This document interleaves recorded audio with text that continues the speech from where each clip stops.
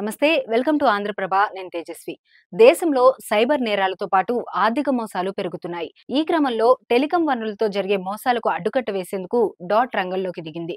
Digital మోసాల బారి నుంచి ప్రజలను కాపాడుకునేందుకు 28,200 మొబైల్ హ్యాండ్సెట్లను బ్లాక్ చేయాలని టెలికాం సర్వీస్ ప్రొవైడర్లకు ఆదేశాలు జారీ చేసింది. దాంతో పాటు 20 లక్షల మొబైల్ కనెక్షన్స్ ని రీవెరిఫై చేయాలని చెప్పింది.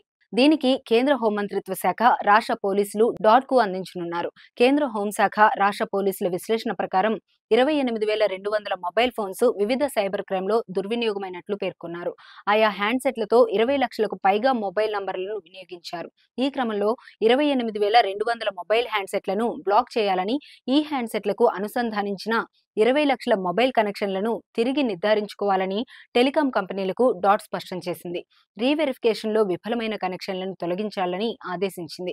ఇదిలా ఉండగా సైబర్ నేరగాళ్లు వివిధ నంబర్ల నుంచి ఫోన్ కాల్స్, ఎస్ఎంఎస్లు పంపి ఆర్థిక మోసాలకు పాల్పడుతున్న విషయం తెలిసిందే. అయితే ఫోన్ నంబర్లను ఉపయోగించి చేస్తున్న మోసాలను కట్టడి చేసేందుకు కేంద్రం చెక్షు వెబ్ పోర్టల్ ని ప్రారంభించింది. మోసపూరిత ఫోన్ నంబర్ల వివరాలను ఈ పోర్టల్లో నమోదు చేస్తే దర్యాప్తు సంస్థలు వారి పని పట్టనున్నాయి. బ్యాంకులకు సైతం ఈ అనుమానాస్పద ఫోన్ నంబర్లు పంపుతుంటారు. సదరు నంబర్తో తెరిచిన బ్యాంక్ ఖాతాలను జప్తు చేయడంతో పాటు మరొకరు మోసానికి గురికాకుండా చర్యలు తీసుకుంటారు. సాధారణ పౌరులు సైతం సైబర్ మోసగాళ్ల సమాచారాన్ని, మోసపూరిత ఫోన్ నంబర్ల సమాచారాన్ని చెక్షు పోర్టల్ ద్వారా ప్రభుత్వం దృష్టికి తీసుకెళ్లేందుకు అవకాశం ఉంటుంది.